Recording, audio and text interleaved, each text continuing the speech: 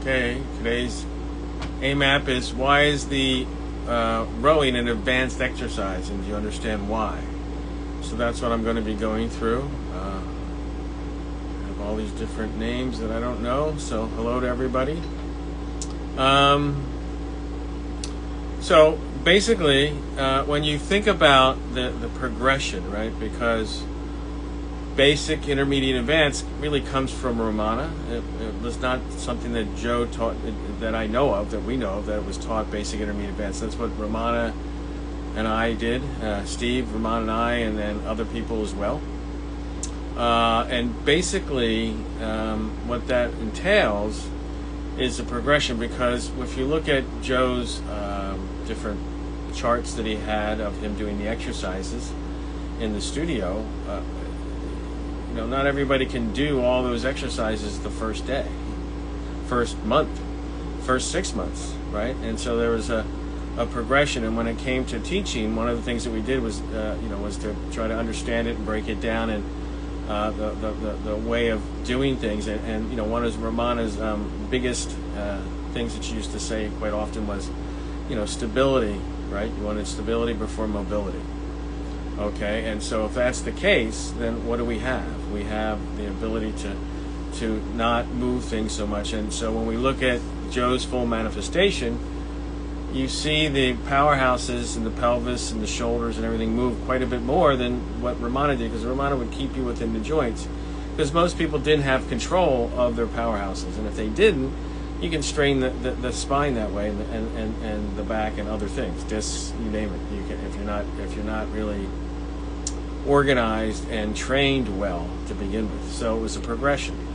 So the reason why, one of the main reasons why rowing is considered an advanced exercise is because there's so much rotation, right?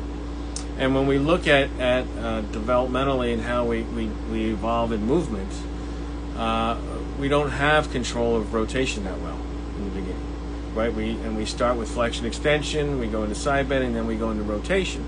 And when we look at rowing on the reformer, right, what do we have? We have spinal articulation mostly in flexion and extension, right? So that's still fairly stable. And then we can include what? What do we start to include? We start to include the arm work, right? And it's not always just rotation. There's flexion extension. There's different things that we can do that will progress that and that we get ready for. And matter of fact, when we first started doing rowing in the first manual, it wasn't even named. It was named 1 through 6. You just did. It was, and then we for the second manual, we gave them the names. Romana worked, with Romana, and what to call it and how to do it, because it wasn't really done necessarily all the way the same way with Joe. Some of it was, some of it wasn't. So we made sure that was in the manual. And so if we look at the progression, right, what is the progression for rowing? How do we go through that? And what are we doing with the arms, right? And so when we look at rowing, and it's also preparation for what, right? Or what comes before, what comes after. So do we do arm springs before rowing, right? Why would arm springs be less advanced than rowing on the reformer, right? So part of that comes from where? That comes from, what's the torso doing when you're doing arm springs? It's not moving. It's much more stable. So you have a stable base, right, to work against, right? And in life, right, to move, we need stability. So when we look at a progression of how to do things, that's one of the progressions, right? So we want to be more stable. So arm springs is more stable than it is on the reformer, and the reformer makes it more advanced, because now we're mobilizing what makes an advanced exercise advanced quite often. It's combinations of movement and planes. Where does the term powerhouse come from? I'll add that to the AMAP for another day. I don't have time to deal with that today, because that's not a simple answer. So I will add that to it later on. So the list, there's quite a few in front of that, but I will add it to the list. Okay. So thanks for asking the questions. You can ask them here. You can DM me, and I will add them to the list. Okay? All right, so to continue, when we look at arm springs, we are stable. We're basically, providing that stability component of the torso, the upper powerhouse, right? Because when we look at developmental, especially in from the utero to our first real movement in gravity, where does it start? We look at the extremities and what controls the extremities. A part of your spine controls the extremities. The upper powerhouse is your neck and your upper back. Lower powerhouse is your pelvis and your lumbar spine, right? That's sort of when we look at those relationships, because your shoulder blades are kind of like your pelvis, except for they're not stuck together. But when we look at how we develop as a tube, and then everything grows out from that, out to the sides. So those are the two things, and that's where the connections come from. And they are both designed to control our center of gravity, right? So when you're doing a more basic exercise, your torso isn't moving and your extremities are moving, right? Or maybe your extremities are stabilized and you're moving your torso. Well, now when we get to more advanced, what are we doing? We're working the extremities and the torso in movement, right? So the finesse of stability and coordination and organization of the nervous system to manage that high level of motor control is much more. So it becomes a more advanced exercise. So those are the things to start to think about when we're looking at, how to do, these exercises. And what I see today, right, in social media, what we see is everybody's just throwing everything out there. And, and it's like, what's before, what's after, what's the purpose, what's the reason? And, if the reason is to get hits, okay, that's fine. But that's not what Mr. Pilates did. Mr. Pilates was doing things in relationship to, how we learn to move and how to bring that back into life, right? Because we lose it with habit, injuries, work, you name it. So, excuse me, I have to take a sip of water. So that's one of the things that we have to start to realize, is that his system was not willy-nilly. It wasn't just like throw things together or grab something from here and grab something from there and use this apparatus, all these different things, which is what I see now quite often in social media, is that people are just making stuff up and choreographing. And the difference is, Joe's choreography is organic. I mean, he's basically pretty much following a lot of the things that we learn how to do in the beginning, and he just takes it another step, by adding the spring, right? Because what is the spring? The spring is your teacher, right? So if that's that's him. That's why he says he invented the exercise, the apparatus, so he didn't have to work so hard. Because what's the hardest part of Pilates? The mat, right? There was a reason why we didn't do a mat certification, and we still don't, right? Because that's a simple, easy way to make money and get people to be teachers and whatnot, but it's one of the hardest things for people to do. It's much harder to do mat work than it is to do reformer work. And the workout, in the studio, in Joe's studio, was reformer with some mat. And basically, what you didn't do on the reformer, you do on the mat. That, and there and some other things as well. There's a whole, that everybody, like I see now, everybody's calling, talking about the system and all that. 5 years ago, nobody talked about that hardly at all. Now it's a whole different thing. So, but that's always been the case, right? It's always been a system. In the very beginning, when we first did the training, we did weekends by apparatus, and Ramana didn't like that because people weren't understanding the system. So we reorganized the manual the second time with Bob to make it so it's more systematic. And that's, when you're talking about classical, this is where classical started, right? Classical, because the name classical came from Ramana's teachings of Joe's work, right? And she did modify and change things, for safety and different things like that, order, because some people could, when we look at the reformer, you do the short spine first because, it's much easier to do, right, and not as advanced, and you can modify it and vary it as well. So a lot of different things that that changes over time. Okay, but it's still the foundation is what Joe's work is, and if we look at Joe's work, he didn't just start choreographing, and there's a lot of dancers in Pilates, and I see a lot of, and you can usually tell the ones who have a dance background because of the way they move, but not always. Like Elaine Ewing, she wasn't a dancer, and she does the work amazingly. The dancers usually have it a lot easier, and it's not so difficult for them because they've already spent 20 years working on strength and flexibility, not necessarily in a normal, organized, organic way, right? Because nobody pays to see normal, right? So that's what dancers do. So they take it to extremes. And dancers always went to Joe. Everybody says, oh, it's a dancer's program, and it wasn't. The people who became teachers were dancers because they could come in and work and then start to teach, and they could work out, and it wasn't so expensive for them. Even though back then it was $5 a session. Back at when Joe first started and the dancers first started coming to Joe, it was around $5. It might even been a little bit cheaper. So that's the thing when we're looking at the progression. What is it? And that's why you have to look at the system, and you look at how it's organized, and part of that is what you see in basic, right? And I see this. I'm a physical therapist. I know all about neutral spine. I know all about disc work. I've been studying it. I've been reading about it. I've been treating it for 45 years now. Almost as a PT for 40 years, and as I did athletic training, I did massage before that. I was a dancer, so I understand a lot of these things.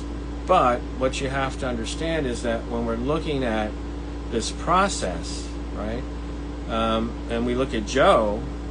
He took a lot of exercises that were already there before him, and the body only really moves certain ways well and functionally, right? And there's functional, and then there's like I said, normal and abnormal. Dance and choreography. So when you see those things on social media to get the likes and the hits and whatever, it's just like going to see a performance. It looks pretty, it looks amazing, it looks difficult. And 98% of the people who walk through your door in the Pilates studio are probably never going to ever do those crazy things. Some will, and the dancers people will, and the acrobats and those. So if that's who you see, great. I mean, that was my practice, so I could have done that. I still didn't. I've stuck to Mr. Pilates' work the whole time because I've never seen anything out there, even the things that are based on it now, that are better than what he did for the general public. The organization, the understanding, the use of the springs, the use of the different apparatus, and what he didn't do was change the extra. People say, oh, if he was live today, he'd change everything. Well, he kept the choreography, his system, exercises, pretty much the same. There are some changes and variations, but what he changed a lot of was a lot more of the exercises. I mean, not the exercise, the apparatus. He changed a lot more of the apparatus and tried to keep coming up with new ways for people to do exercises, his exercises, the way he wanted to, in different ways, because that's one of the biggest issues of compliance and exercise in any profession that uses movement and exercise is compliance. And one of they say is, I don't have the space, I don't have the time, I don't have the place.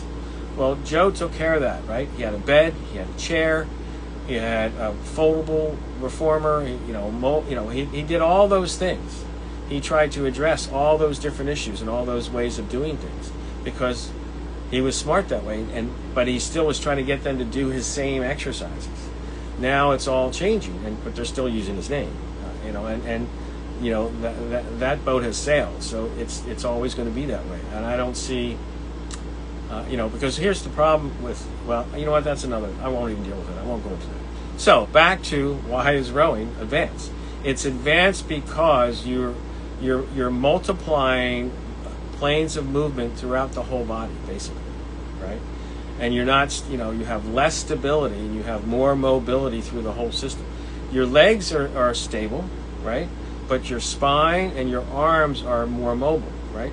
And traditionally, when you look at Pilates in basic, what do? We usually just use, you're using the arms, then the spine, then the legs, or the legs and the spine and the arms, but you're not working them together at the same time. And when we get to more advanced, that's what starts to happen. And so that's part of it. And also, when we look at the rowing, you're basically working all the different configurations, because your hand can rotate this way, your forearm can rotate this way. So we're doing all the different ways of rotating that we need to do, from not just in one joint or one part. It's all the different joints, including its connections to the powerhouse. And that is one of the things that makes it much more advanced, because typically you need proximal stability for fine motor control, right? To do fine things with your fingers, I have to be stable here. I'm holding my shoulder. If I couldn't hold my shoulder, I couldn't lift my arm up. So I couldn't do anything like this, fine motor control. So we need to build that relationship up. And that's what Mr. Pilates understood that, very deeply in function and movement, because, he looked at babies and animals, and he didn't think about a muscle and a muscle group and those types of things. He didn't think about anatomy. He knew his anatomy, but he didn't plan and develop his system based on how to make a muscle move. They all move together all the time in different configurations in different ways, and that's what his system's based on. And he used a resistance to build the strength that is much more similar to the way the muscles work. And it allows, the teacher, right? One of the best things about that is that since you have that type of energy exchange, and whether that's a resistance or a help, push or pull, then you're able to really do those things. And he was able to figure that out, so that then he could then help you with the hands-on, which is, if you're not doing hands-on, you're not teaching what Mr. Pilates taught. Because almost every picture we see of him when he's teaching, what's he doing? He's working with somebody. All right, some of those old films are a little fast and we don't know the speed, so it might be a little bit aggressive. Yes, but he was also, showing off and trying to present and do those types of things and perform. So, anyways, so that's it. So that's why, if you didn't understand why rowing is that way, it's basically because now you're incorporating. So there's lots of other things that we do beforehand before we should be getting to rowing on the reformer. Okay, and that's, if you do the training in the system, that's what you understand. Okay, all right, a couple things. Every Tuesday at 12:30, I teach my balanceology, which is not Pilates. It's all about balance work, and it's the last thing we gain. It's the first thing we start to lose. So it's really important, and Pilates gives us a lot of that. But I take it another level with my PT training, my Feldenkrais, certification, all the other things that I've done. Athletic training, all the different stuff. I incorporate that. And then at 1 o'clock, I do my arm springs, leg springs, based on the resistor poster and some of the archival stuff. So that's one of the things that you can join me in. This Sunday, I have the Ramana tapes in Beckett. I have one slot left, so if anybody wants to come, you can DM me and let me know. It's from 1 to 5, and it's on the upper back and shoulders. Okay? And then lastly, Pilates the Pillow next year, celebrating 100 years of Joe and Clara in the U.S. and their work in the U.S. and really around the world now. It's around the world. It wasn't then. Okay, and so that's in April 17th through 19th. And if you're interested and you're a comprehensive, you have to be comprehensively trained teacher, because we're not there to teach you exercise. We're there to teach you how to use the different things. So you need to be comprehensively certified. 400 to 600 hours, and studio teacher. We have a few slots for teachers of teachers, but they're full, so we're not taking any more of those because it's very limited in our amount of people we can take. So if that's something you're interested in doing, you can DM me, or you can go to my Linktree, /Sean_Gallagher, and all the things that I'm doing are there. Okay? Thanks for joining, and I will see you next week. I have some other good questions for next week, so stay tuned and look on social media, and you'll see it. Oh, last thing, YouTube. I put this on YouTube channel, the Pilates Source YouTube channel, with lots of other things, over 100 and I think it's almost 140 other different videos, and I'll be adding a lot more soon. I'm going back and getting some other old stuff. A lot of the debunking the Pilates bull that I did back during the pandemic, I'm going to be putting them up. Okay? All right, everybody. Thanks for joining. I'll see you later. Bye-bye.